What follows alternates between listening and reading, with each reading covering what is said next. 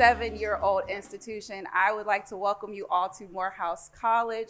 I am Jasmine Gurley, Director of Brand Marketing and Communications here, and it is an honor to have you here this morning for Reflections of Excellence. This is just a wonderful opportunity for our students and alumni in the community to hear from our 2024 Candle and Bennie honorees. As they won't be at the gala this evening, you get the chance to ask questions, which is something you can't do at the gala.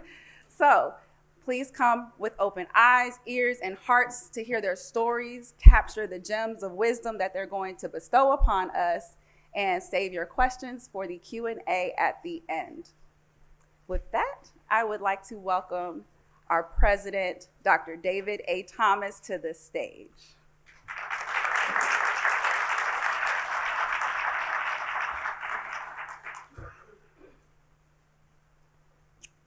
Good morning, and happy Morehouse Founders Week. This week, we are celebrating 157 years of Morehouse College being in service to the world.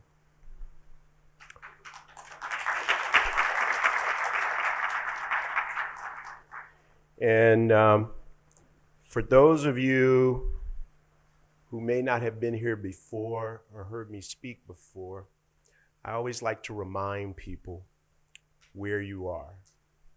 You know you're sitting on the campus of an institution called Morehouse, but do you really know where you are? I will tell you. You are sitting in the only institution in higher education singularly dedicated to the production of Black male excellence at scale.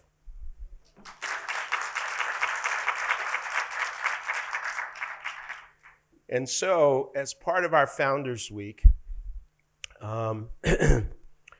we award Bennie and Candle Awards. Those awards will be given out this evening at our gala, which I hope many of you will join us at.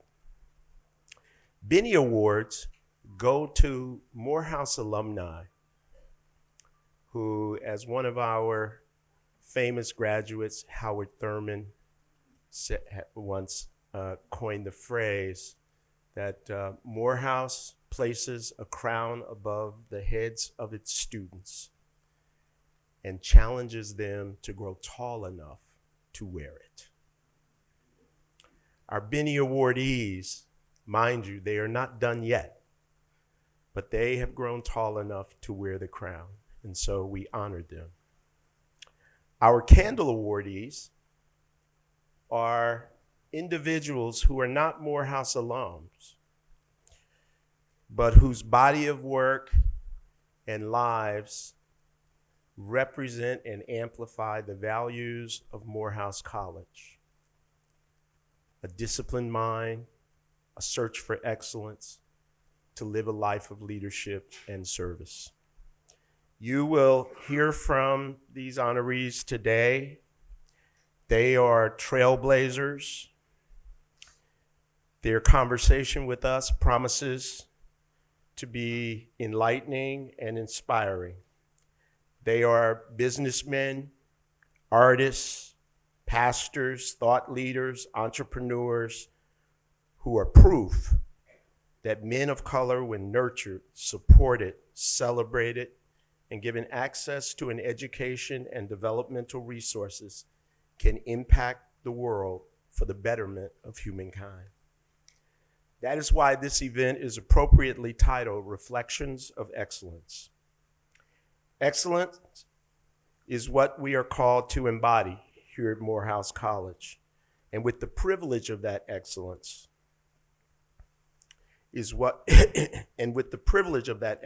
being nurtured at a global institution designed specifically for success as Black men, we must hold ourselves to the highest standards and demand that the actions of our students, faculty, and staff always reflect excellence. Our guests today have shown us how to reflect excellence, and so has our moderator. To lead our discussion, we are fortunate to welcome Darla Miles to Morehouse College. She is no stranger to Morehouse College, having graduated herself from Spelman College. She is a Fort Worth, Texas native and proud Spelman alumna.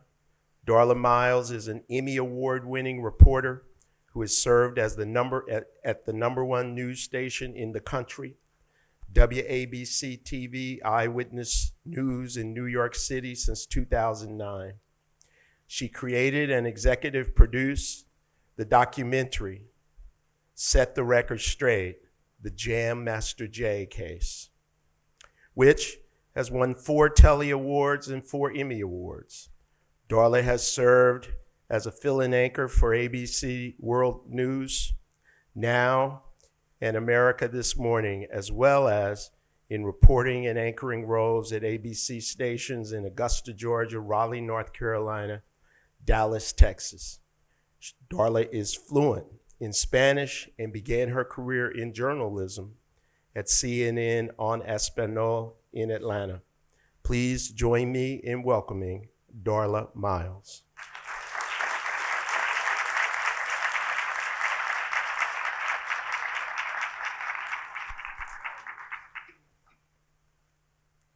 Thank you, President Thomas, for that wonderful introduction. As he mentioned, I'm Darla Miles from WABC TV in New York City, and as a proud Spelman alumna and member of the Spellhouse family, I am excited to participate in this year's Reflections of Excellence. With that, I'd like to invite all the honorees on the stage.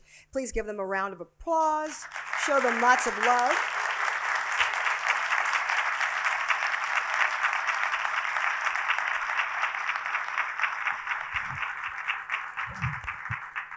This is sure to be a high-impact, inspirational conversation this morning. I'm glad to see all the young people who got up, who want to pursue excellence, want to continue to embody the excellence that is Morehouse College. Though not a Morehouse College graduate, my father taught me, do everything you do with excellence or not at all. And that is certainly what these gentlemen embody, as well as the students here in the audience today. So let's meet our honorees. The first is Dale Jones. This evening, he will be honored with the 2024 Bennie Leadership Award. Dale Jones is class of 1982 and has served as a trusted advisor to CEOs and leaders, helping them think through business strategy, board issues, and corporate governance and human capital. He's formerly the CEO of the Diversified Search Group and previously vice chair of the Heidrick and Struggles, focused on finding and attracting CEO and board level talent for clients seeking authentic leadership and capacity to lead. He's particularly adept in identifying those with heartfelt desire to serve others, combined with competencies in contexts that are often difficult to find. Jones has been a corporate board member for the Trilux Studios, one of the largest purpose-built movie studios in North America, Chick-fil-A restaurants, Outset Medical, Northwestern Mutual Group, Hughes Supply, and Kohl's Corporation, in addition to other not-for-profit roles with Morehouse College, he's an emeritus trustee, the Special Olympics, the Andrew J. Young Foundation, and the Salvation Army's National Advisory Board. He's frequently quoted in the media and contributes regularly as a speaker and instructor at Georgetown University. Since reimagining his calling, Jones has focused his time and energy cultivating the next generation of leaders through public speaking, board service, and philanthropy. Ladies and gentlemen, please help me welcome 2024 Bennie Leadership Award recipient, Morehouse alumnus, class of 1982, Dale Jones.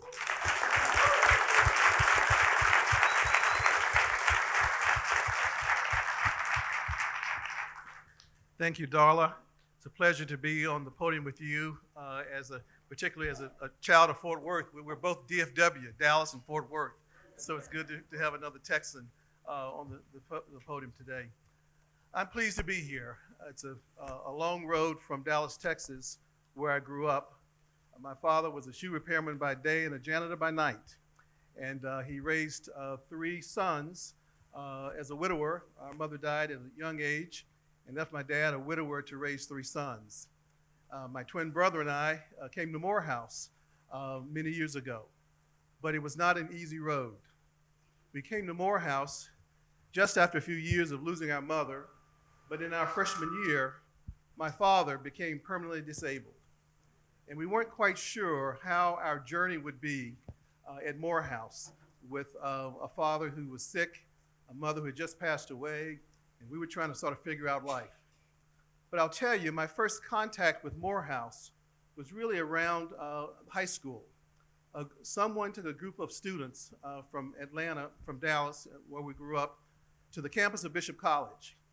And Benjamin Mays was speaking in the Carp E. Collins Chapel that evening. Dr. Harry S. Wright, who's in the audience today and a Bennie recipient, must have been the catalyst to have Dr. Mays there. But Dr. Mays gave a message that evening in the Carp E. Collins Chapel while I was a high school student, and he talked about the black church as a vehicle for social change in America. And a number of us were really enthralled by that message, and to see the role he played in the lives of many men. And that was the first catalyst for thinking about Morehouse, but also with a number of Morehouse alums in the community who helped us think about coming to college here. That was my first encounter with Dr. Mays. But then as a student, Dean Carter gathered a group of us. One of my classmates and good friend Harry Wright Jr. is here, and several of us. And he took us to the home of Dr. Mays in the twilight of his years. Dr. Mays must have been well into his 90s at that time. And we went to his home on Pamlico Drive. And Dr. Carter had us sit at the feet of Dr. Mays one evening. And we heard him wax eloquently to those of us who were young students, and we heard him give words. And I'll never forget that one of the quotes he gave was out of the book of Micah, where he says, "What is required of the Lord? What does the Lord require of us?" And it's to act justly, to love mercy, and to walk humbly with God. Those words and those moments transformed all of our lives. Little did we know that we were sitting at the feet of the man who had shaped the lives and destinies of hundreds and thousands of men who had gone before us. It was very transformative. But I will say that my experience at Morehouse with my twin brother, Dr. Dan Jones, was really one where not only did we grow through adversity, but we also grew academically and intellectually, and others began to guide us along the way. I started my career out of Morehouse and a year at Atlanta University, where I started a career in banking at what was then CNS Bank, and those of you older as I am will remember that in the room, and those of you who are not will know Bank of America, and that's where my career began. And I was given an opportunity to start a career there, and the most important thing I would say is that I had a mentor and a sponsor, and I think that's what most of our young people need today is mentors and sponsors. I eventually married, and my wife of 35 years gave us 2 wonderful children. Our son, Jordan Taylor Jones, who's in the audience, the class of 2014, and our nephew, Matthew Jones, who's class of 2018. And so we've got a series of Morehouse gifts that keeps on giving. And one of the things that I'm learning as I get older is that I'm learning more from my children than perhaps they learned from me. Our son graduated Morehouse Phi Beta Kappa, a Fulbright scholar, and is at Union Seminary studying today, and is very much on the road of social justice and freedom and trying to reconcile faith with human rights. I will say that I feel very fortunate to have risen to the top of my career in my profession. Very fortunate to have been blessed to have a front row seat in the boardrooms of corporate America in the U.S. and around the world. It's been a gift that continues to keep on giving. But I will tell you, so much of the motivation of my life is really centered around faith. It was really coming to know the Lord as a young age, but also being grounded in faith as a student, sitting in King Chapel and being reminded that to whom much is given, much is required. The most transformational moment for me many years was at the summer of my junior year at Morehouse. I went to Crossroads Africa and spent 3 months in Tanzania, Kenya, and Ethiopia. That was transformative because I got a chance to see the world. And it changed my view about not just being a local citizen, but being a global citizen. And so I'll just say to you that Morehouse has given us so much, both spiritually and academically, and a community of friendships that have allowed us to do well, but also to do good. I will just close by saying I had an opportunity after several years of working in banking to come back to Morehouse. Dr. Roy Keith and former Chairman Jim Hudson, Emeritus Chairman Jim Hudson, and Richard Ammons, the Vice President of Development, asked me to come back, and they really re-engaged me back into Morehouse. And it became a wonderful experience where I worked for the college for several years and then began my track into the executive recruiting world. So as Maya Angelou would say, I wouldn't take nothing from my journey. I've had a wonderful experience and have been incredibly blessed. And if today were my last day, there'd be no regrets. But we feel an obligation to give back to this institution. And we feel like we're living in a time and a space in the world today where the time is now for us to give back and to stand up for not only Morehouse, but also for the causes of justice that give meaning and purpose to life. So those are my thoughts, and I'm happy to answer questions later as we move on. Thank you.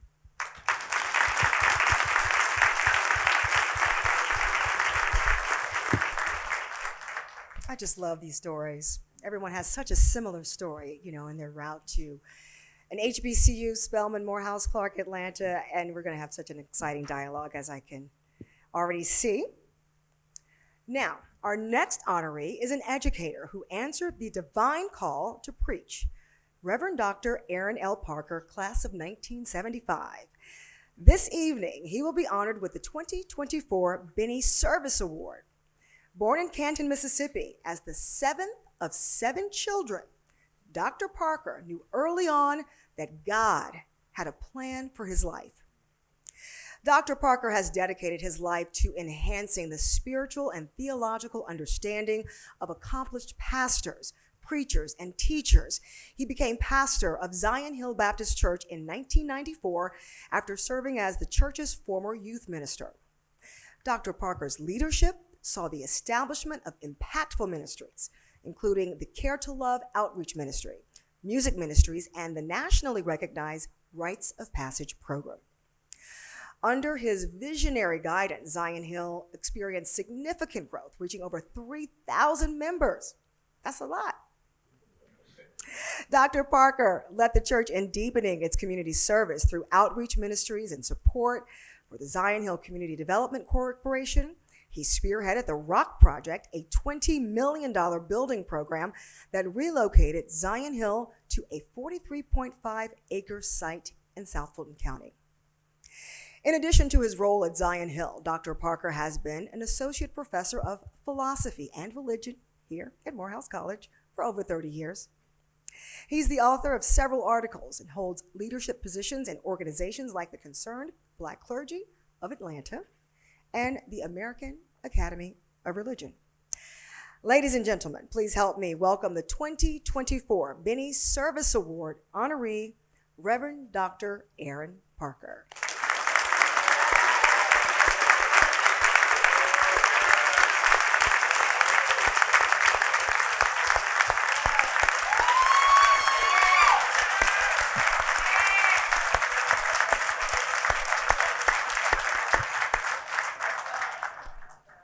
Well, I don't guess I need to say anything, brothers and sisters, because, look, I am here at home. I'm at Morehouse. I have been a professor here for 45 years.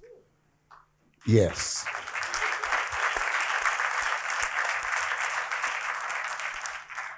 And I've come to a lot of faculty meetings in this room, so this room is very much at home to me. I was given some instructions on what to do, and I'm going to try to follow those instructions as much as I possibly can. We were asked to give 2 or 3 motivators that moved us to where we are in life, and I want to do that. I'll give a lot of thank yous and call some people's names on tonight, but let me try to do this. Now, I know we have some members of Zion Hill who are here, so you're going to hear some of this. And we've got students here, and you've heard some of this in the classroom. So a lot of this is not going to be new to a whole lot of people who are in the room. But, the prime motivator conceptually for me is really one concept that has two sides to it. And it's love and what? I told you they've heard this before. I originally came to that concept, strangely enough, while studying ancient Egyptian religion. I know that's a shock. You say a pastor, certainly you got it from the Bible. But but I actually, that combination of concepts actually came from studying ancient Egyptian religion. It was just confirmed for me in the Christian faith that that is indeed what I take to be the heart of the faith, and that became the heart of my life. Love. I know a lot of things roll around in people's head when they hear the word love. But obviously, I'm not talking about sentimentality. I'm not talking about a feeling. But rather, I'm talking about a commitment to be there for others sacrificially. It is a conscious choice. And I think that the sooner we get out of this notion of thinking that love is a feeling, the sooner we can actually use love in order to really penetrate and solve some of the problems of this world. Service I see as the other side of love. If there is love, then there is service. And service comes in the form of sacrifice. Sacrifice is merely the giving up of something, the letting go of something because you deem there is a value that is greater than what you give up. These have been guiding principles for my life. Now, say those two things, and I'm not going to be very long because I really want to engage in the questions and answers. I am a person of faith, fundamentally and basically a person of faith. I believe in God. But let me say something about that, because I know when people hear that, especially when you're in mixed crowds, they immediately put you in a bag and say, okay, he believes in God. So I can easily dismiss him because he's kind of weird on the inside. But let me say this. When I say I believe in God, I already recognize that I cannot prove God's existence. I know that I cannot prove God's existence. I've already been there. I've gone through virtually every critique of the concept of God that you can imagine. So I understand that I cannot prove it. I understand all of the arguments against it. At least most of them, the most salient ones of history. I understand what existentialists have said, people like Bertrand Russell have said, Friedrich Nietzsche have said. I understand what they have said and how they have dismantled that concept. But yet, I believe it. Now, the French philosopher Paul Ricoeur called this a second naivete, where when you initially believe something, you believe it simply because somebody told it to you. But then you go through the criticism of it and see where it might have some logical holes in it. And yet you come back to it. I would submit that that is the most foundational, and the strongest kind of faith that you can have after it has been critiqued. And so those have been the things that have really guided my life. I love people, care about people. I think the most important thing that anybody can do is to do something for someone else. I think that is actually what gives life meaning. Doing for self does not. And the reason that doing for others gives life meaning is because as individuals, we are all contained and limited. It is when we do something for others that we actually transcend ourselves and become a part of a greater whole. And when we become a part of a greater whole and understand that we are connected, all of us are connected. Martin King talked about that woven tapestry that pulls us all together.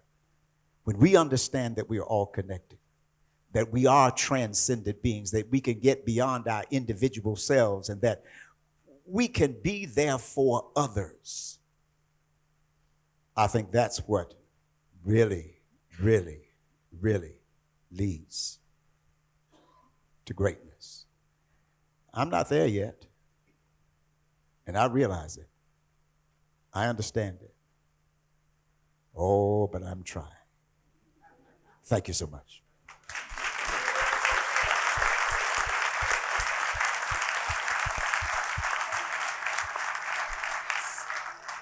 Thank you, Reverend Parker, for that Saturday morning sermon. Now, y'all still got to go to church tomorrow. This don't count. It's a bonus sermon. Okay, our third honoree, John David Washington, class of 2006.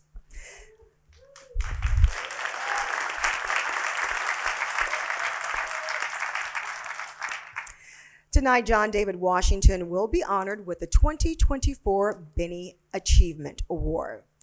A Golden Globe nominated actor and producer, Washington's journey was catapulted with a breakthrough role as Ron Stallworth in Spike Lee's 2018 crime film, Black Klansman.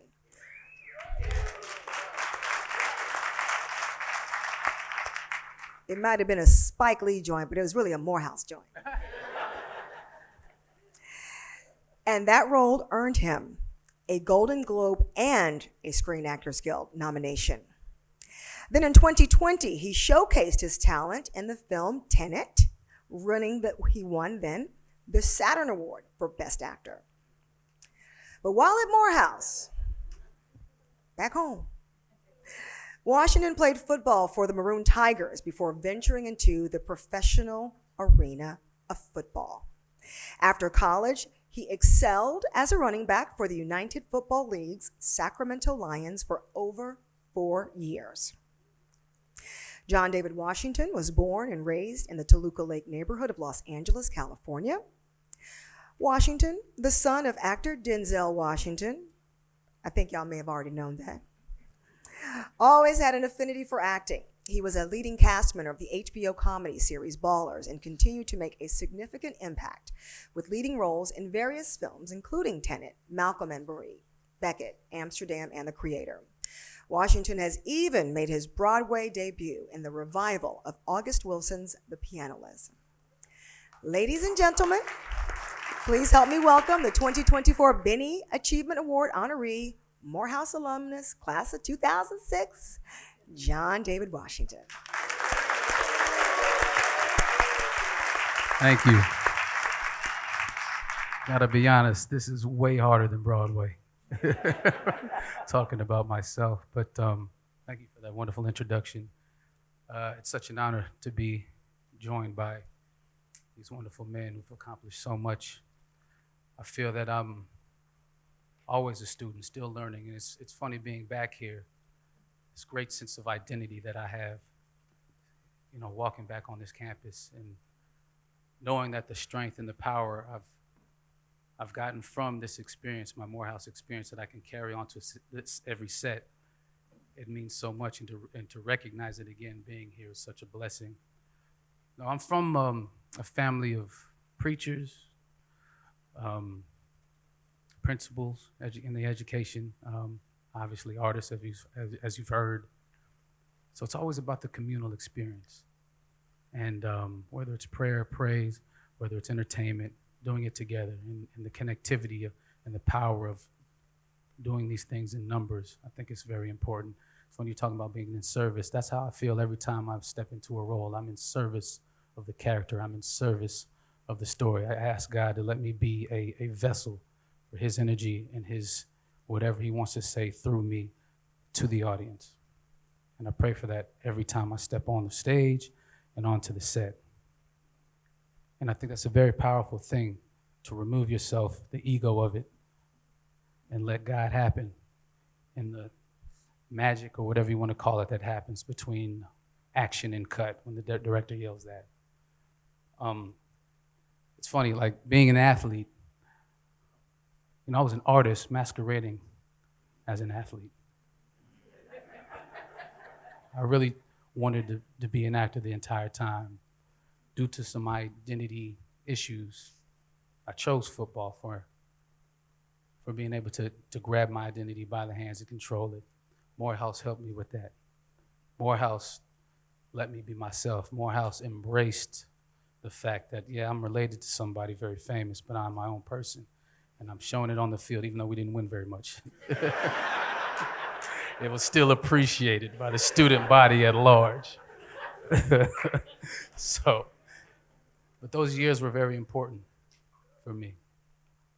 And the failures I won't say failures, but the ups and downs of my career, both in sports and in acting, I'm prepared for them.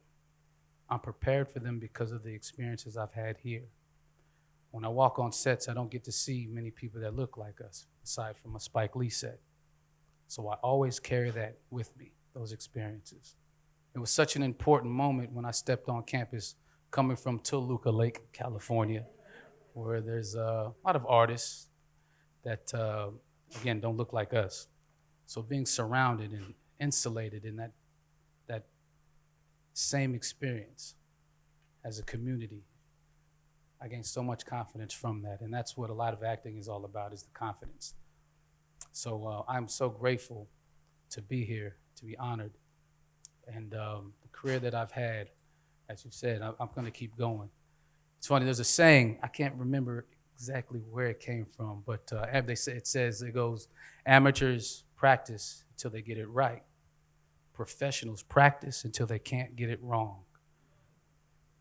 And it's interesting because that, it's all about repetition in football and in acting. Run my lines, blocking, do the thing, repetition. But it's funny, there's something that happens when it's time, when it's the evening or the event is happening, that you have to let that go, stop obsessing with that, and let the experiences of your life, or the Morehouse experiences, your childhood, the love you've gotten when your mom or somebody told you they loved you once when you were 10, let that also seep into the ingredients of that repetition, of that obsessive getting it right.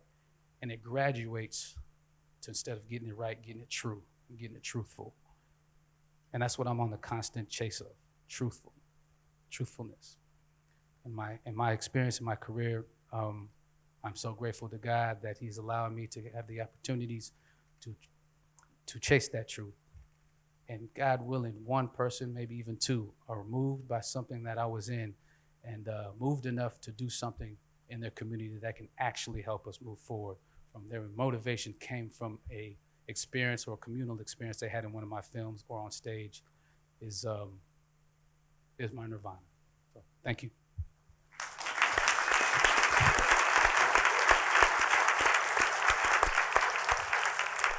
Thank you, and let's give another round of applause for our 2024 Bennie Award honorees.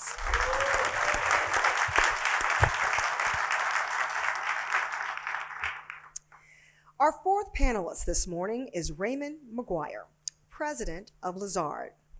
Before joining Lazard, Mr. McGuire held a 13-year term as Citigroup's global head of corporate and investment banking. That, my friends, is the longest tenure for that position in the history of Wall Street. In the history of Wall Street. Period. Afterward, he was the vice chairman of Citigroup and chairman of Citi's banking, capital markets, and advisory business. Previously, Mr. McGuire was the global co-head of mergers and acquisitions at Morgan Stanley, a managing director in the mergers and acquisitions group of Merrill Lynch and Company, and was one of the original members of Wasserstein Perella and Company Incorporated. Mr. McGuire is currently a member of the corporate boards of the Hess Corporation and Vornado Realty Trust. He holds leadership roles on several not-for-profit boards, including the American Museum of Natural History in New York City, the New York Public Library, the Regional Plan Association, the Studio Museum in Harlem. Let me catch your breath, it's a lot. The Whitney Museum of American Art, and the Studio Museum in Harlem. He received his MBA and JD from Harvard Business School and Harvard Law School, and an AB from Harvard College. We're all excited to have Mr. McGuire. Ladies and gentlemen, help me welcome our 2024 Candle Lifetime Achievement in Business and Philanthropy honoree, Raymond J. McGuire.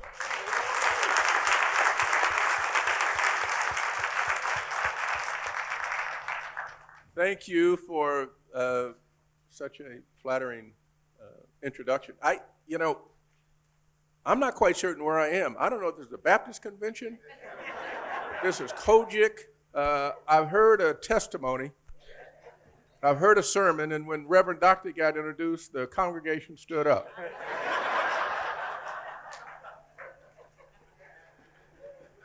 I ain't gonna be left behind. I'm coming out of Psalms 91.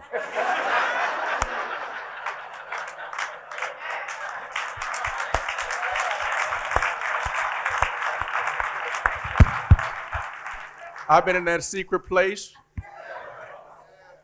And what they say, no weapons, what?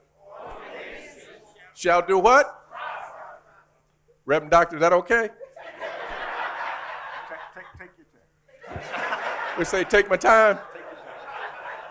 You didn't go from Nietzsche to 66 books to the Frenchman. You done just took us all over theology. I am honored to be here. They asked me what it is that has gotten me to this, and I tell them there are 4 things about which I will talk. Prayer, preparation, performance, and paranoia.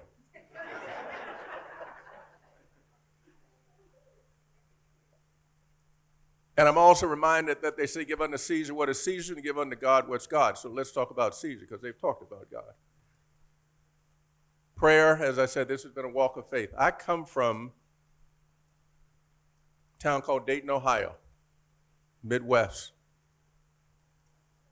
Deep in the neighborhood, right next to a paper factory. And sometimes that paper factory would emit fumes so toxic that in order to breathe, we'd had to open the refrigerator door.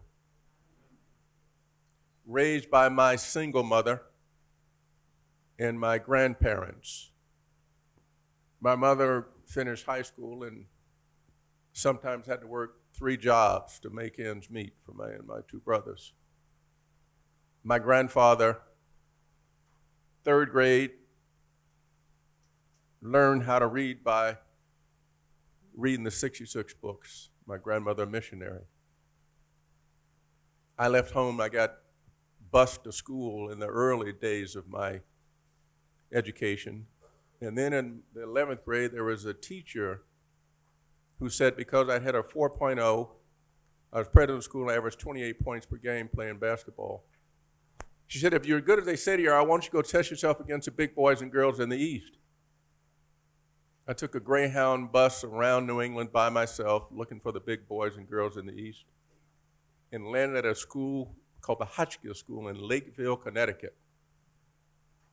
When I got to that school, I had a 3-piece suit, brown jacket, brown pants, brown houndstooth jacket pants. And those kids had those low short sleeve shirts, Izod shirts, with the alligators on them, cost more than my entire wardrobe. I was able to get through that extraordinary experience and applied to 6 colleges, Harvard, Yale, Princeton, Amherst, Johns Hopkins, and Northwestern.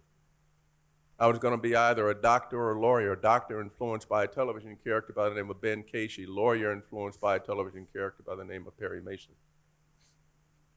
And ultimately decided that I would not be pre-med, instead pre-law, which meant that there was no pre-majors other than the hard sciences at Harvard. I majored in English and American literature, so I had a lot of friends, Shakespeare and Langston and Keats, all of whom are still friends with me now. And I finished Harvard College, and then I was able to get a scholarship to go to France, a place called Dijon, mustard capital of the world. And I wrote to the fellowship and said, after having conferred with all my professors, they think a year in Nice, which is on the Riviera, is going to be better for me than a year in Dijon. So I spent a year in Nice, and it gets a little better because, as you know, in France, they all go on strike. 3 months into the school year, all the students went on strike. So that freed up a little time for me to see the museums and the pubs, if you will. From the Rijksmuseum in Amsterdam down to the Brindisi Naval Institute. And I can remember I got to Patras, Greece, and then went from Patras to Athens. I got to Athens, they wouldn't let me stay in a hotel room because I was black. And I stayed in Athens for a couple of days behind in a small hotel. An American let me stay on a sofa. I stayed there for a couple of nights and saw the Greek ruins, and then I took a plane from Athens to Cairo. I got to Cairo and told them I was kin with Muhammad Ali. So I had a warm welcome, and for as long as I didn't say anything, they didn't know that I wasn't Egyptian, so I just went with Muhammad Ali. And then I left Egypt, Cairo, and went to a place called El Arish, went across the desert, got to El Arish, and then I routed from El Arish to Jerusalem. And in Jerusalem, they thought I was one of the great basketball players, a brother named O.C. Perry, played for Maccabi. And I was there during the holidays, and so they all thought I was O.C. Perry, and I couldn't tell them I wasn't, so I was signing autographs.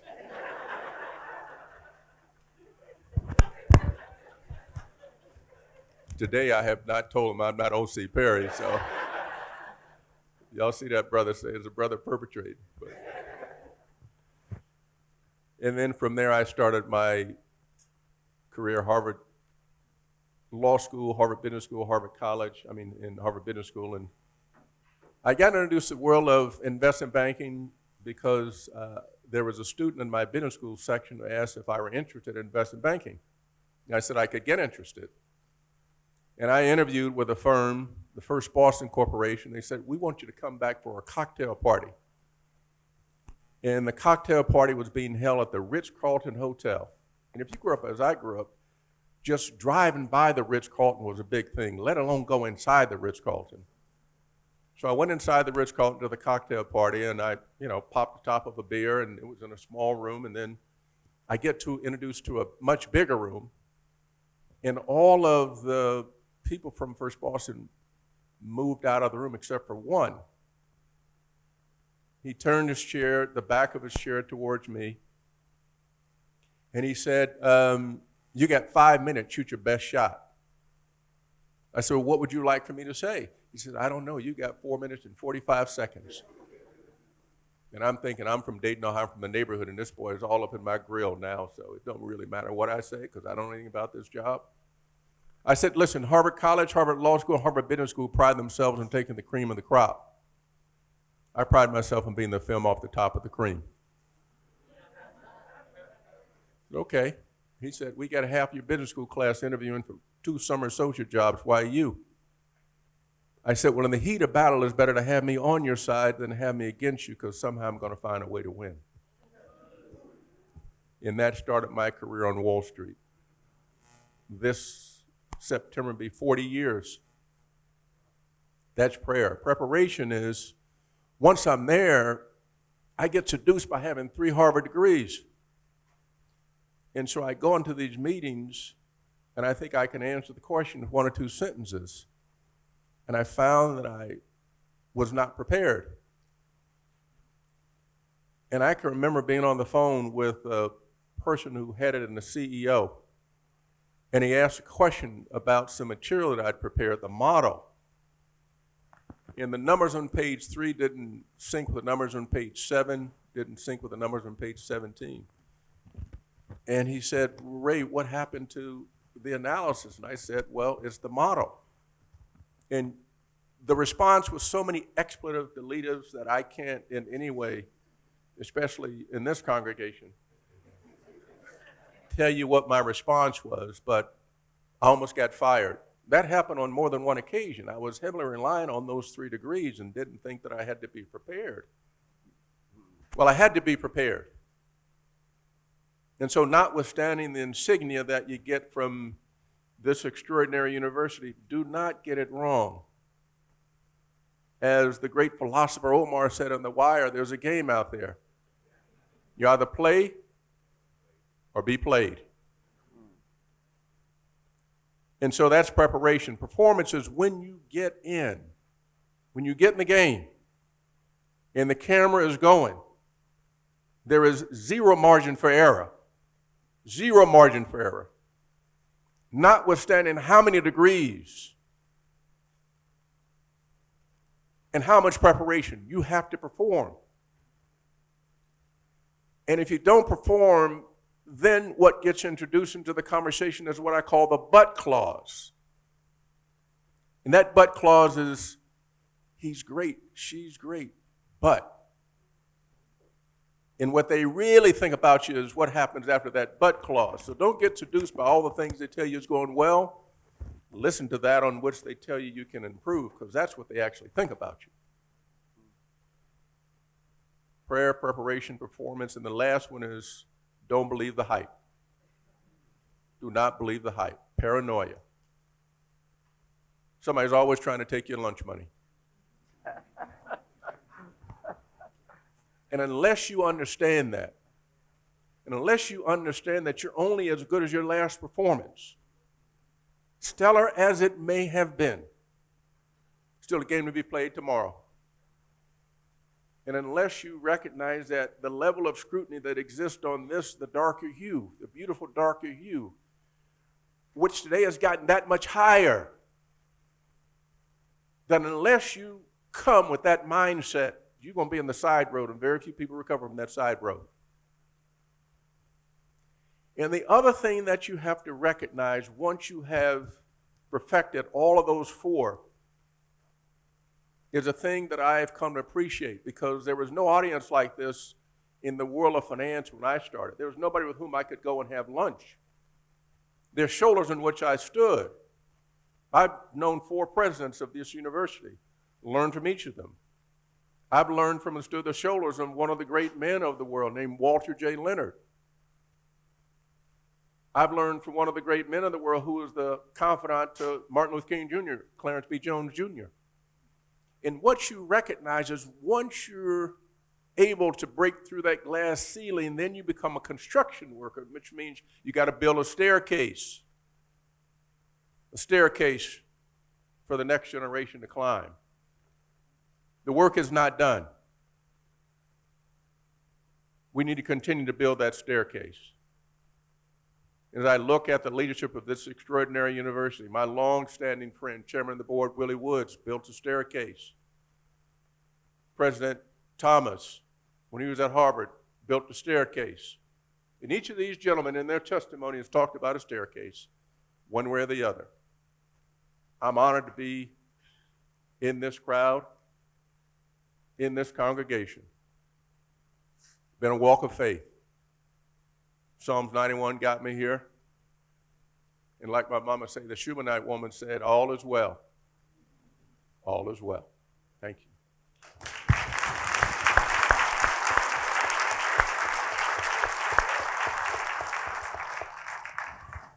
Raymond McGuire, Candle Award for Lifetime Achievement in Business and Philanthropy. Thank you, Mr. McGuire. Okay, so our 5th and final panelist is Mac Wilburn. Last but certainly not least.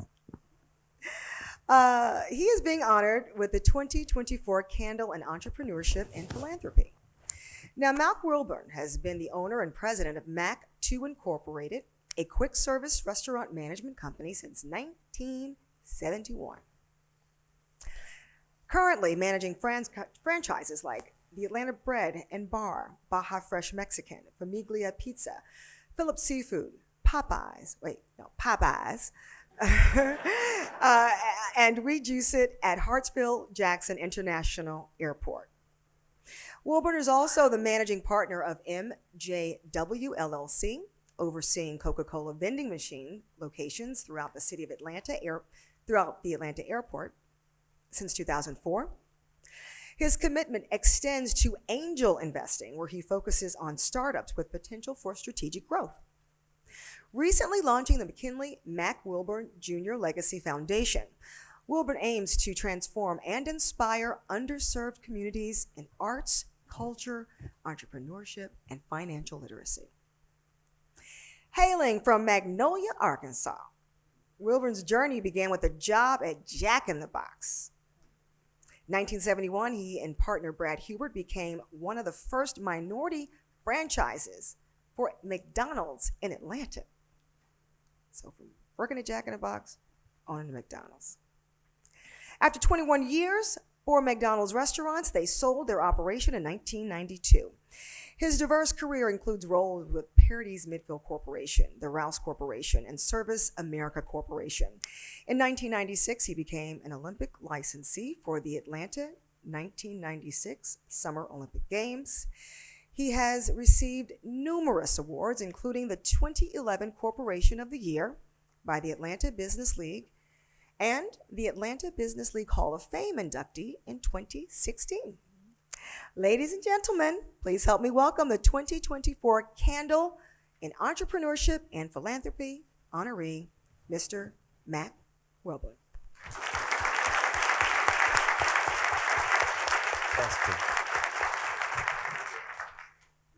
Good. Testing. Well, thank you. I don't know how I ended up on this stage. Okay? My little country self, I picked cotton at 5 years old. And from there, but my grandfather was, by the time I was 10 in Arkansas, he had an oil well. Grandfather on my father's side and mother's side were very successful in Arkansas. But I ended up being raised basically by my grandmother, and then I went to live with my uncle and aunt in Arizona because I told them I wanted to go to the University of Arizona, and I needed to go 2 years early. So I went to Tucson High, graduated at the bottom of the class, and now they have my picture up on the wall. I'm saying, how the hell is that? In Tucson, Arizona. And so then I go to LA, had another uncle there, and one of my classmates was dating a friend from Phoenix, and she moved back with her mother in LA. So I've been really blessed, you name it.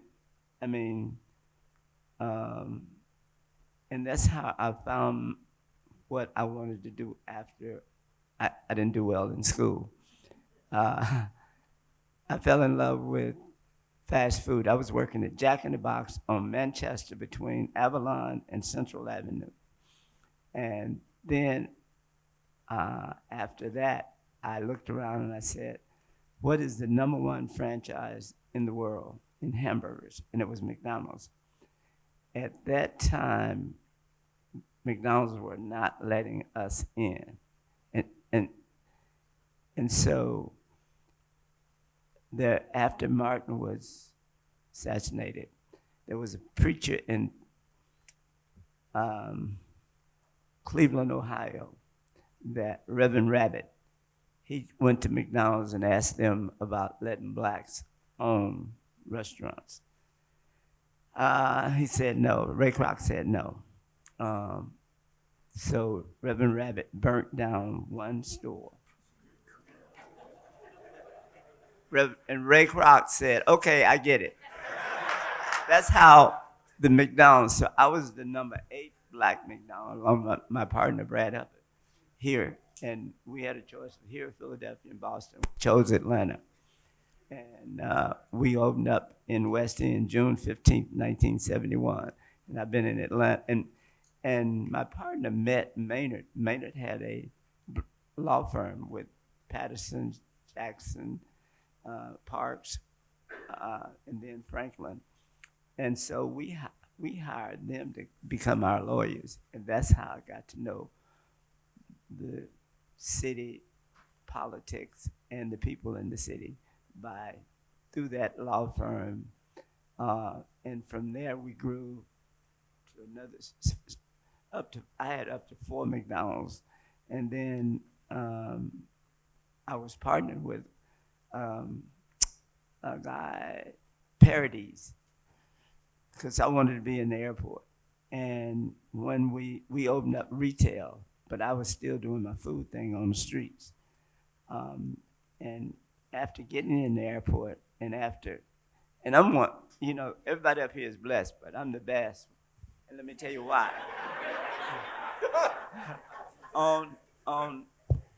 On the streets here in the city of Atlanta, I personally have looked at 21 guns in my McDonald's restaurants. One was a machine gun on Venetian Drive. So that to me, and so going in the airport was a way to get away from guns. I hate guns. And so from there, then I look up and we, Parodies, a couple of other city council people, we have a case. I'm on trial for 21 days. Sally A. Chief opened up the courts on Martin Luther King's birthday in January to try us. I was blessed. I didn't have to go away for a while. And from there, I went back in the airport and went into food because McDonald's put me out. And then I started with, my first restaurant was Popeyes and Edie's ice cream. And I took that from 0 to become number 1 in the whole, out of all 2,000 stores at that time. And I've always loved the food business, and I've enjoyed the whole ride. And now I've geared it up to 400 employees, 8 restaurants, and all the vending. And Coke is a partner on the vending and with me in my stores. So I've been able to work through that, and that's kind of my career. And I go to church every Sunday. Ask Jasper.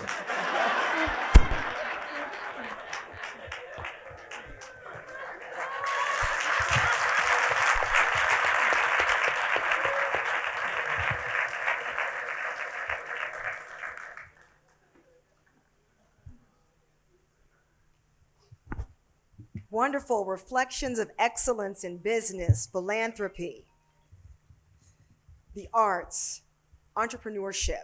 I know you have a ton of questions. I'm going to make my way into the audience. So if you have a question, I would ask that you just make your way to the aisle. I will come call on you.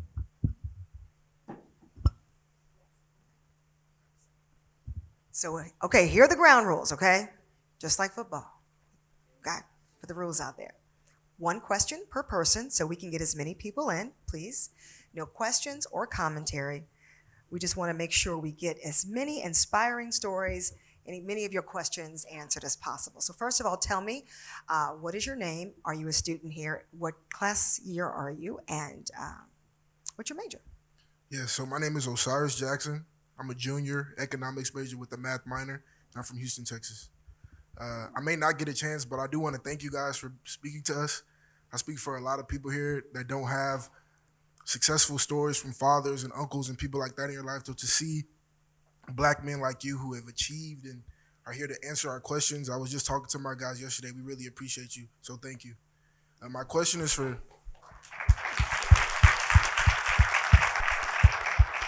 Mr. McGuire. You gave us 4 great points: prayer, preparation, performance, and paranoia. But you also talked about building a staircase. So how do you deal with knowing that there's somebody else behind you, but wanting to give out game to make sure that they can reach your level? How do you manage that paranoia while still trying to build a staircase? Because essentially you're helping your competition. So, Thank you. Well, I never thought about it as helping my competition. I always thought about it as making certain that the next generation could benefit from my journey. So it was never competition. In order to build a staircase, in my journey, I've had to break some ceilings. The description about my tenure in a leading role on Wall Street is a description of having endured lots of challenges to get there. And because there was no one to whom I could reach in the early stages, I vowed that, and not everybody decides to respond this way, but to respond to every email, every phone call, every text that I could, because that opportunity didn't exist for me. And I thought, to the extent that I can do that, then that's building a staircase, passing the torch. I recognize that there are shoulders on which I stood and stand today who were outside of the finance industry, but they were there nevertheless. Franklin A. Thomas, Vernon Jordan, Ken Chenault. I mean, I go through the list of names who were mentors of mine, and on occasion sponsors. We talked about mentorship and sponsorship. Mentorship means I'm going to play golf and have lunch with you. Sponsorship means I'm going to use my currency to make certain that you get the opportunity. And my currency means that if you're doing well and you're up for a promotion or improvement in compensation, if I got some currency, I can call your firm and say, what about, Ray Ray and Black Nose Jack? How are they doing? So I've now extended what I've been able to accomplish in my journey to extend that ladder to reach out to sponsor you and other people who look like you. Others across the board, it's just that there's a certain sensitivity and awareness of the journey that you have had to lead in order to get to where you are. Others can choose to do that and choose their times that way. Some choose not to, but it's always been, I thought, a gift that I've been given to be able to extend the ladder. Never thought about it as competition. Today, don't think about it as competition. So wherever I can be resourceful or be a resource to be an asset, I've attempted to do that. Thank you very much. Would any of the other panelists like to weigh in on the question? Anything to add before we move on? Okay. Thank you very much, Mr. Guire. Okay, nobody's in the aisle. I know there are a ton of questions. Okay, young man.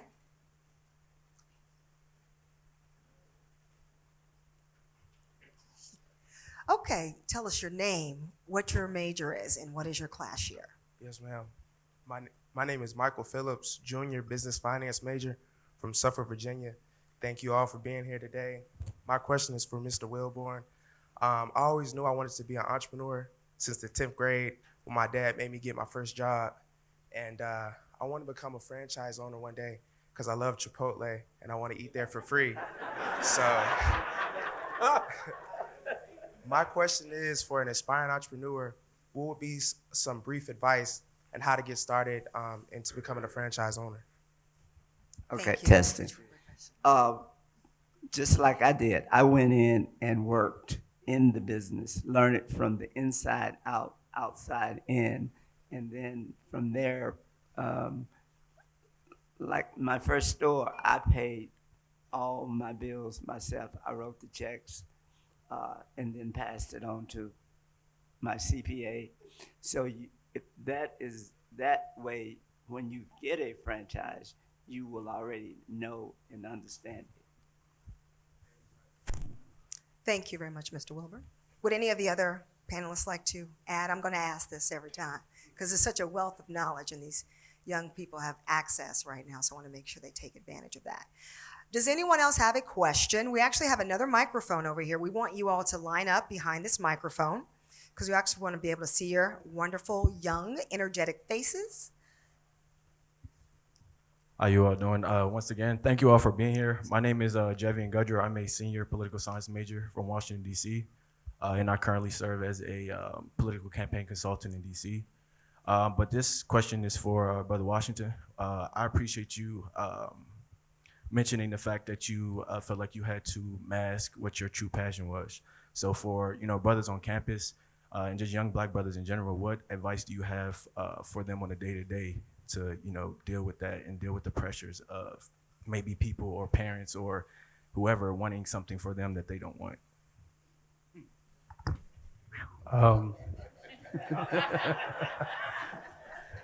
Well, I also talked about the communal experience, so fellowship, being able to discuss your fears.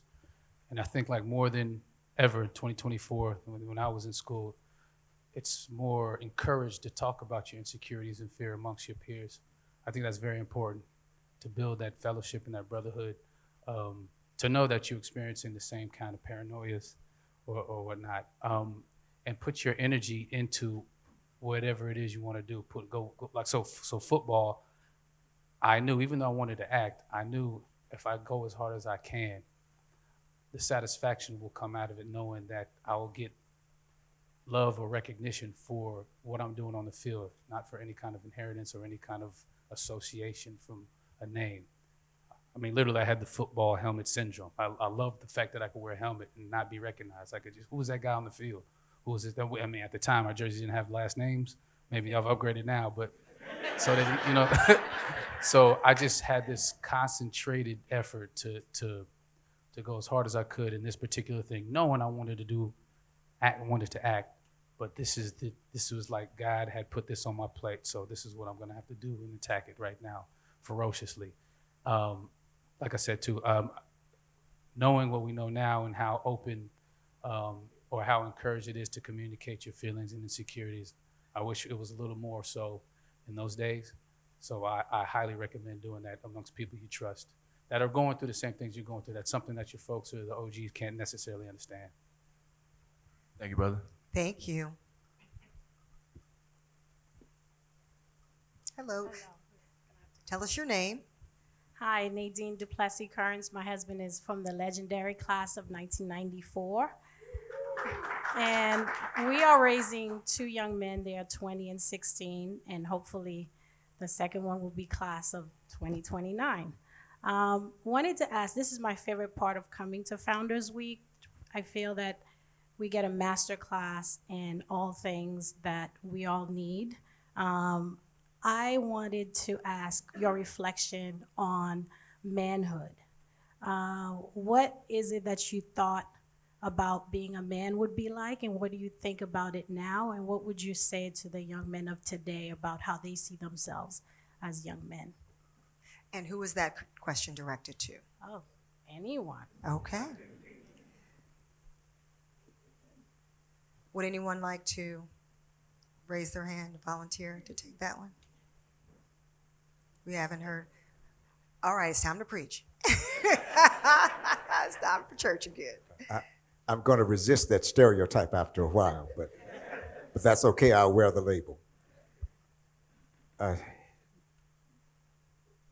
think maybe the first thing that one needs to understand about manhood per se is personhood.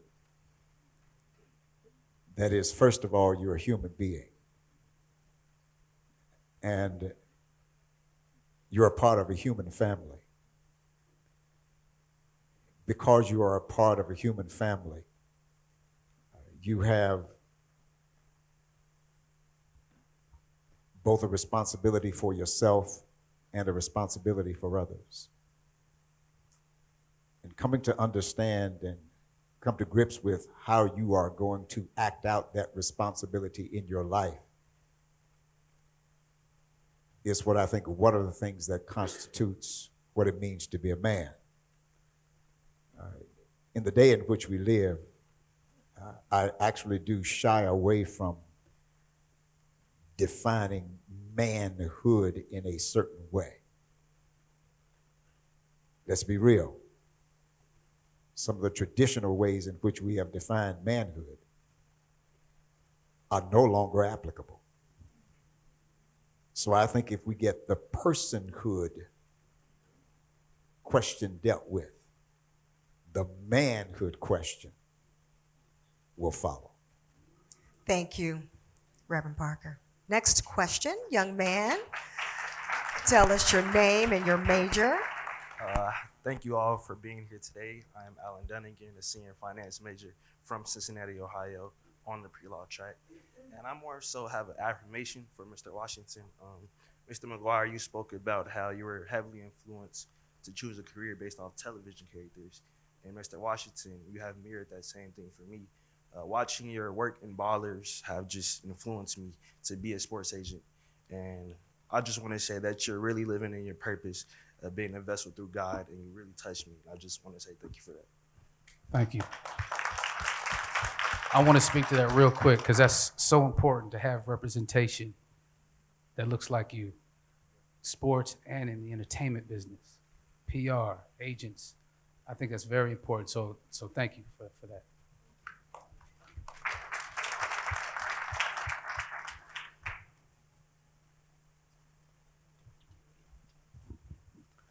So my name is Makai Menzel. I'm a freshman pre-C-Temps major from Philadelphia, Pennsylvania.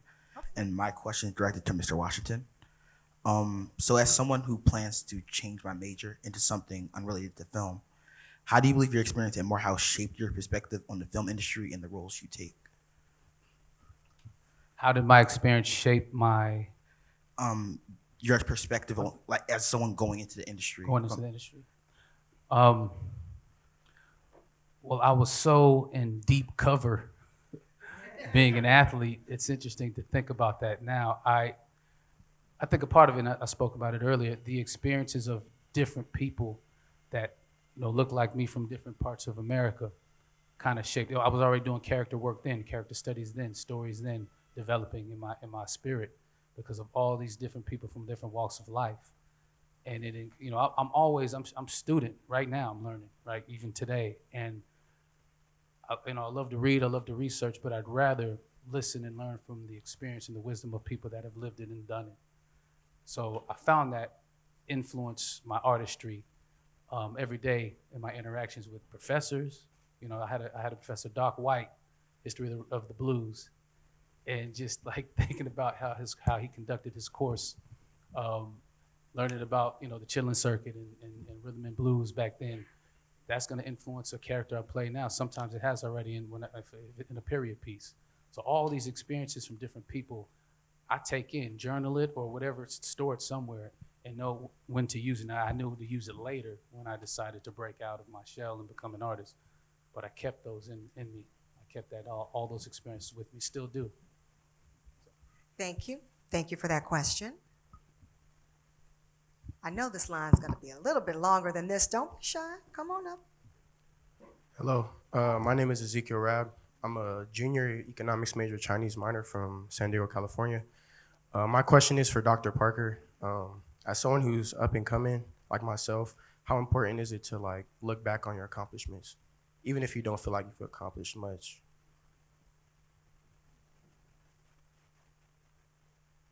Well,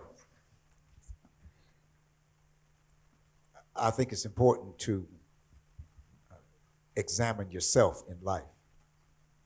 It is critical. And while you're examining, yes, you may see some accomplishments, but you will also see some mistakes that you made. And you try to learn from those mistakes. You use those mistakes as teaching tools for yourself. So the philosopher said a long time ago, the unexamined life is not worth living. So to do self-examination, I think, is a part of anyone's authentic success. And I say authentic success because sometimes there is a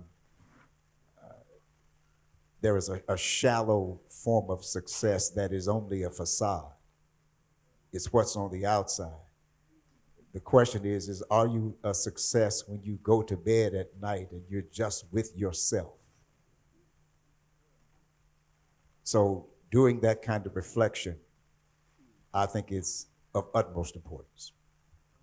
Thank you, Reverend Parker. Thank you, Ezekiel, for that question.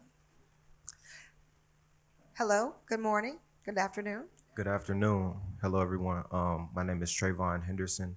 I'm a sophomore sociology major leadership and journalism double minor from Cleveland, Ohio.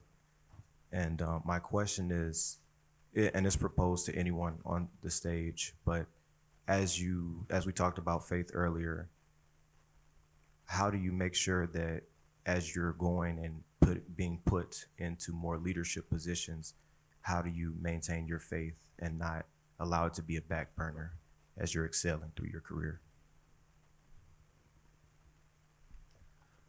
Thank you for the question. I think it's important for each of us to remind ourselves that if who you are is what you do, then who are you when you cease doing what you do? Who you are is more about what you feel called to be in purpose and meaning and your contribution to the world.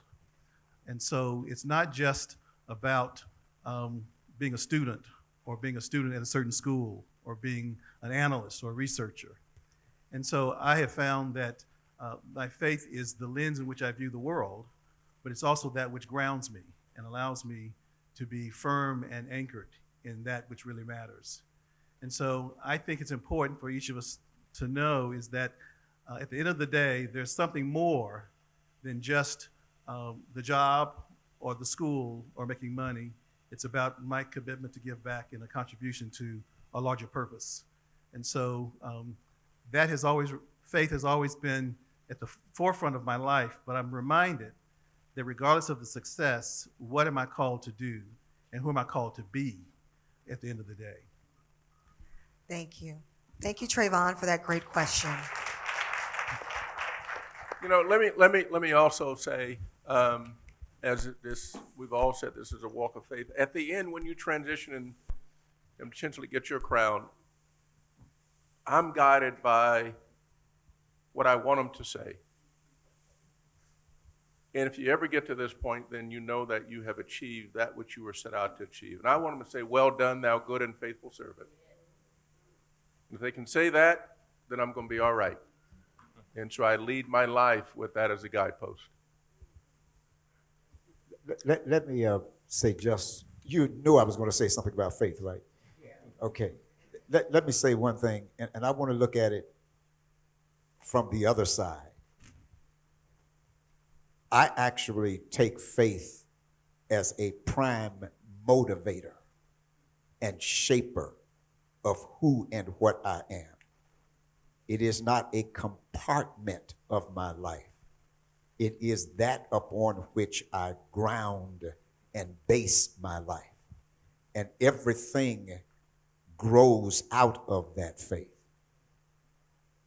I don't know how people take this, but there's a little doctrine called grace. And it's the understanding, there are a lot of ways to define it, but I'm going to define it this way. It's the understanding that we as human beings are limited creatures. And that what we receive and what we get, all of us have sort of said that in one way or another. We really didn't do it by ourselves. It's not just me. For me, that faith is the foundational thing that makes me acutely aware that, you know what? Whatever I have, wherever I've been, whatever I've done, it's not totally me. It is by the grace. By the grace. That's what it says for me. Okay, great. Next question. Hi, thank you. My name is Justin Jones, class of 2015. I also currently work at the college as the director of Morehouse Online Student Success. This question is for Brother McGuire. You spoke about your undergraduate education, and you mentioned Keats, and that kind of stuck me because Keats was one of my inspirations in graduate school, particularly his notion about negative capability. And normally when you hear from someone who's worked on Wall Street, they don't tend to speak about their humanities education or anything about the humanities. And I'm curious to know, what about the humanities has helped you along your business journey? Because at Morehouse, we tend to have a lot of brothers who major in business, or that tends to be the foci when they come here. But I think there's something important about the humanities, and I'm wondering if you hold as such. What did Keith say? Beauty is true, truth is beauty. That is all you know on earth, and that is all you need to know. The humanities inform my life. If you look at Shakespeare and Hamlet, Macbeth, Lear, you listen to Langston, Hold Fast, you listen to Paul Lawrence. If you go across the great writers, from the Russians to the British to the Americans to William Cuthbert Faulkner, my receipt, please. If you listen to all of them and you invest in them and let them speak to you, it tells you something about this journey.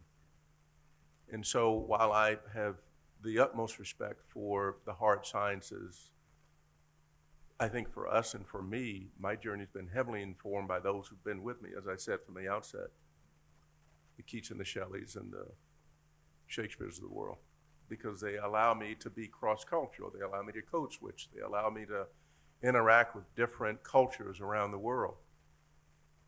And with the facility to do that, then I can meet a person where they stand as opposed to where I want them to be, and engage and develop relationships. Because ultimately this is all about relationships, at least in the world of finance and in each of these worlds. And so the humanities have given me the latitude to be able to do that, and the ability to do that in a world that has become that much more in depth and in breadth.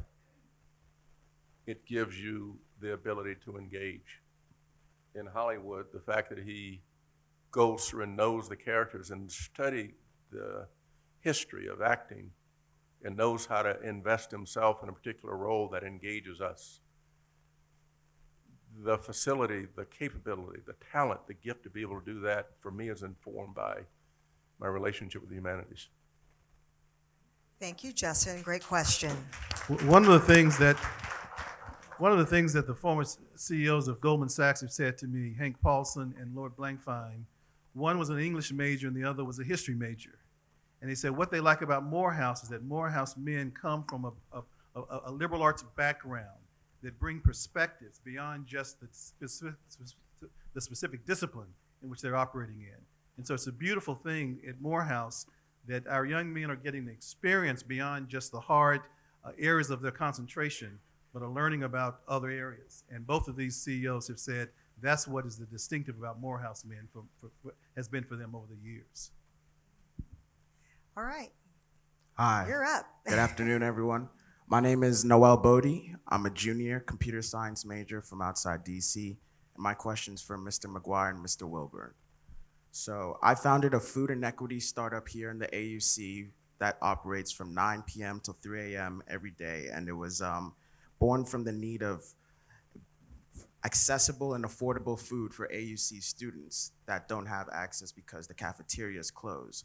And so, you know, these students have to either pay extra in delivery fees or pay or go to sleep hungry. And so we started selling in March of 2023, and we upgraded to a food truck recently.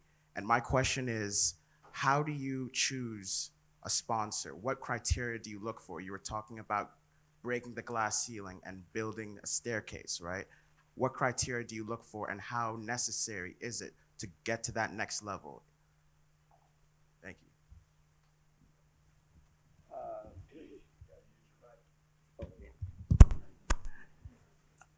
In that situation, one of the new world is automation in vending. When you look at that, now it's across the board. I went and visited the World of Coke headquarters 2 weeks ago. They have a new, they just spent $5.8 billion to bring a coffee company to America.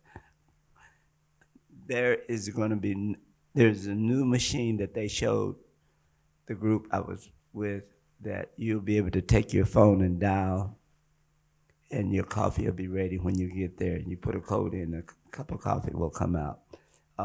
There's other vending machines like pizza, all across food, is because of what you're saying, wages and all of that. That's going to be the new world, is what I see.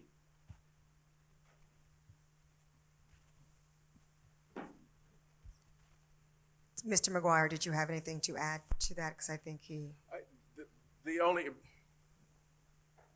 mentorship and sponsorship have been mentioned. Mentorship is probably more likely to be assigned, sponsorship is earned.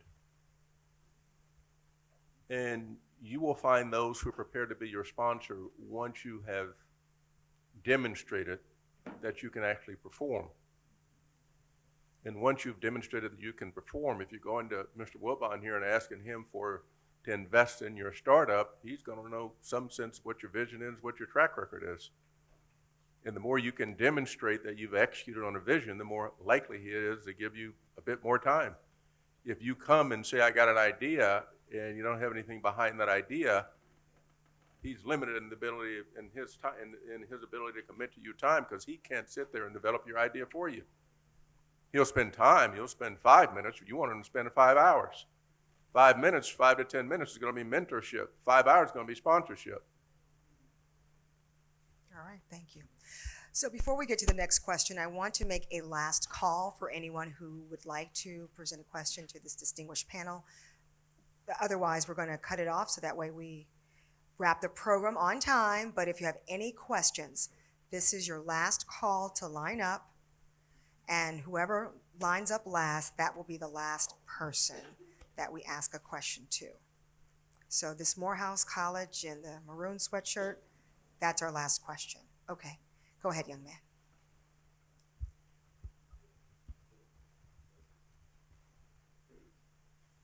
My name is Chase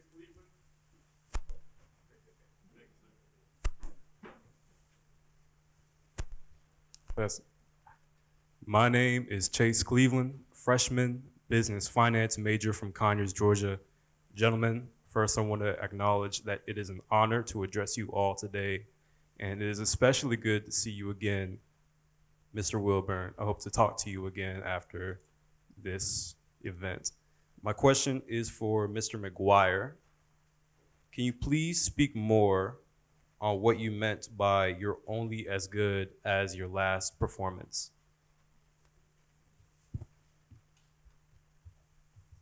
By the way, for those of you who have any interest in Lazard, we have two of our leaders here, George Oker and Elizabeth Fletcher. So if you have resumes, I would encourage you to at least get them to them live. Otherwise, you can email them. At which point they get in a queue, and there may not be a way to distinguish you. So it means that the level of scrutiny, I will take I'll take the NBA. I'll use a sports analogy. I'll take the NFL. Meaning you're only as good as your last game as you develop a repertoire of having performed. Then you don't have to, in order to get from performance to where you want to get to leadership, and then where you want to ultimately get to is distinction, is you got to play every day. You got to play every game. There is no latitude. There's no margin for error for you. I want to be clear about this. There's no margin for error. And today, given the level of scrutiny that exists on you as a young black man, come from Morehouse, the expectations are as high as they get. You're supposed to bring an A game. They expect you to have an A game. And when you come and you don't show up and you don't show out, then the problem is you cast a shadow over the entire college. You as a Morehouse man come with a certain responsibility to go perform. And if you don't perform, this is what happens. When you do perform, you're the exception. If you don't perform, I told you so. And so you come with an expectation of performance. And yet it is really hard. It is really hard to perform every single day. But in order for you to succeed so that you can break that ceiling and build staircases, or at least get on the staircase that's being built for you, you got to come with your A game every day, keeping it real. That's the way you got to show up. Show up and show out. Don't just look good.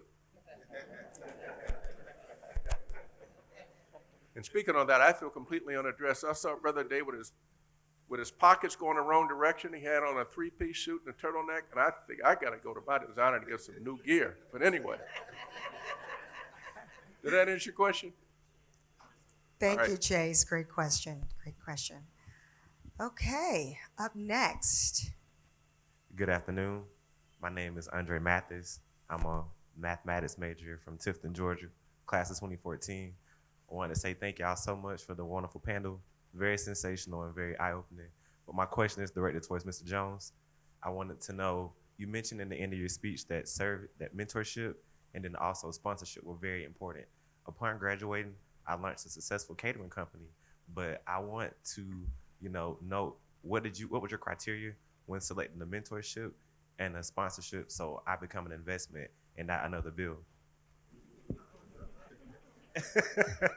I must admit that the criteria I had didn't work. Okay. And the mentor that chose, the individual that chose me as the mentee, and then my sponsor said, I'm your rabbi, and you let me know what you need from me in order for you to be successful. He did not look like me.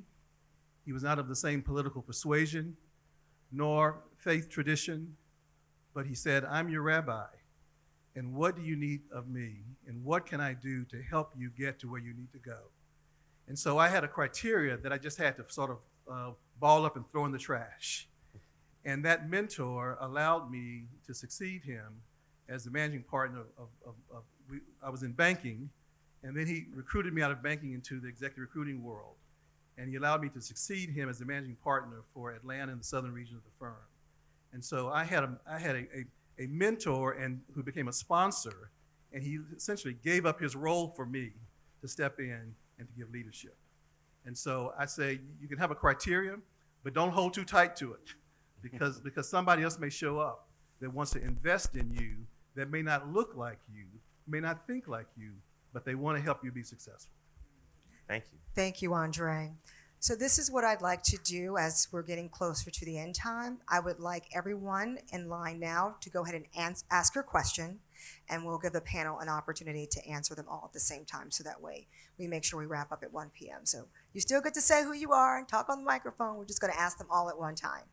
Good afternoon, everyone. I am Nadav Dane Mitchell, a sophomore kinesiology major, economics minor from Brooklyn, New York. My question goes, as Black men entrusted with the role of being trailblazers, whether in media, business, or spiritual guides, how did you deal with the responsibility, and what is some advice you have for the young leaders in the room? Thank you. Next question, please. Hello, all. I am Dr. Parker's daughter, Asha Parker, and I am asking the panel this question because each of our journeys to excellence requires a sense of tenacity. And what I would love to know from any of the panelists, what was the moment in your journey that you almost gave up? And what did you pull on in order to push forward? Okay, thanks, Ms. Asha. Eric Tate, graduate class of 1998, was a biology major from Mount Vernon, New York, living in Houston. To Trustee Jones, can you talk about executive search as a career path for the students that are here, just by way of background and what they may need to go into it? Thank you, Eric. I'm Jewel Johnson, and I'm a community activist and retired nurse and a member of the Reverend Pastor Parker's church. My question, I saved it last for the mere fact that all of you have already told us about the obstacles, and I want to thank you. And one other thing I want to ask you finally, all of you have gone through many, many obstacles to be where you are today. Is there one particular obstacle that you are thinking really hard and working really hard on getting over? You're already successful. Is it over? Have you managed? Do you feel that you've managed all those obstacles? Thank you very much. Do you guys remember the first question? I'll let you say it one more time, young man. You're right there. What's your question again? Introducing myself again, Nadav Dane Mitchell, sophomore kinesiology major, economics minor from Brooklyn, New York. My question pretty much went, as Black men expected to be trailblazers in the community, whether in media, business, or spiritual guides, how did you, deal with the responsibility, and what's some advice for the young leaders in the room? All right, thank you. Well, I try to just put it in the work. sort of lead by example if I can, because I'm learning so much, right, even today, honestly. So I'm always looking forward. That's why I guess it's kind of hard for me to talk about myself, because I'm so, I don't know, got tunnel vision on what I'm trying to do. And hopefully, again, like if somebody's moved by something I was a part of, that's a form of leadership, and if I get to work with some of these people on set or in any other venues to fellowship and talk about those experiences or how I like to do things or how they like to do things, how they like to work, that's something I think about. But as far as the pressure of or like having to deal with, it's I put that pressure into the work, and hopefully if people are inspired, they'll continue to show up or ask questions. Would anybody else like to weigh in on that one? Okay. What moment were you guys almost gave up? That was a question that we received from Dr. Parker, Reverend Dr. Parker's daughter. Was there a moment when you almost threw in the towel and gave up? And what moment was that? I had a moment of feeling like I've had a storied career, but I did have a moment where I was given an opportunity to take on another role, a big role in another organization. And I had resigned from my job to take on this new role. I took a month off before I started the new job, and I found out that the company that I was going to was in disarray, and the management team had become dysfunctional, and they rescinded the offer of me to start that new role. And I was about to get married in 3 months. This was many years ago, but it was a defining moment for me where I had advised everybody else never to leave a job until you had one. And it was a defining moment for me where I was about to sort of make preparation for family and future, and the opportunity that was before me had been rescinded. And so I had to reach deep in faith, in networking, and in relationships to understand who I am, but also to understand that there was a future ahead of me. And so that was a deep moment for me many years ago, and it was a learning moment that I shall never forget. Thank you, Mr. Jones. I'm not so sure that I would say give up, but allow me to put it this way. There have been times when I have complained to God bitterly, almost to the point of being angry with God. That for me is a crisis, because it's a crisis of faith, which means it's a crisis for my foundation. In other words, the foundations were shaking. And I've raised those questions with God. Even asked the question, God, are you there at all? And that's how intense it has been. And there have been more than one experience like that. And got past it. Somebody would say, praise God.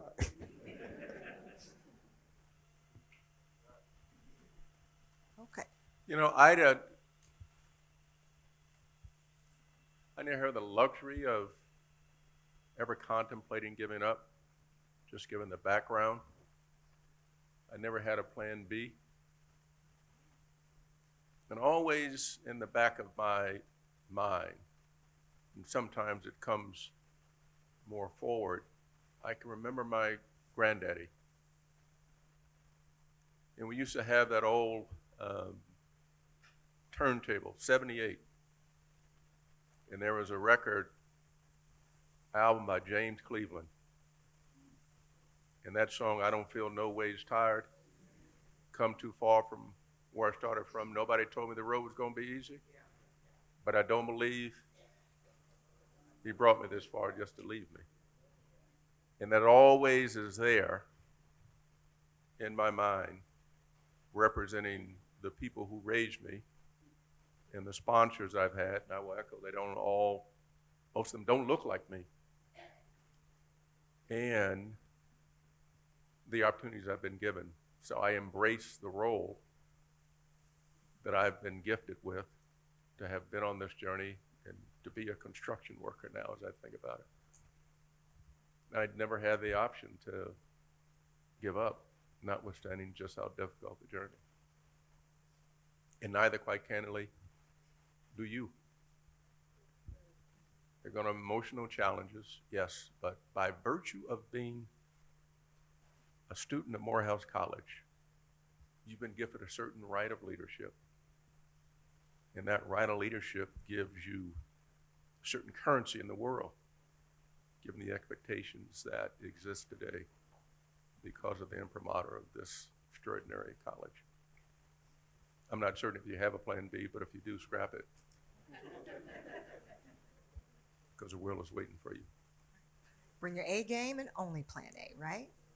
All right. So, we had church earlier. Now we have, it's complete with this gospel song, No Way Stars. So we had the testimony, the sermon, and now we got church is complete. Holy Ghost about to get loose. All right now, all right. Final reflections from many of the other panelists, Mr. Wilburn, Mr. Washington, keeping in mind the last questions that were presented from the floor. Anything else would anyone like to say as we close out this panel this year? Yes, I want to say something. I'm so glad to see the members of Zion Hill here. Wave your hand.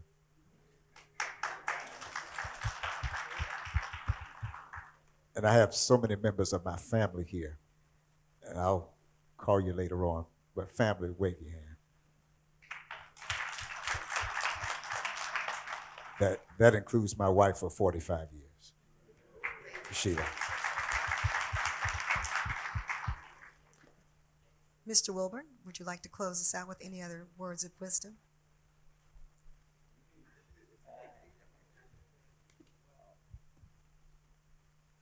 I'm on the spot. You put me on the spot. But you have to love what you do, and it will love you back, I think. I've been in the restaurant business now 50 plus years, and I still love it. And that would be one of the things I would say to becoming entrepreneurs. If you don't love it, it won't love you back. Thank you. And let's give all of our honorees this year a warm round of applause for leaving us with those words of wisdom. Before we wrap up, I'd like to acknowledge anyone from the Morehouse Board of Trustees. If you are in the audience, please stand. We'd like to show you grace and love. All right.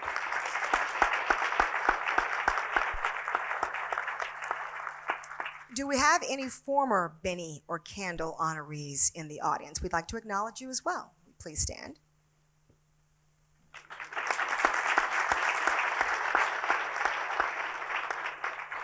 And lastly, but not least, as I like to say, any of the family members of our panelists, our honorees, we'd like to acknowledge all of you all, and Zion Hill as well. Family members.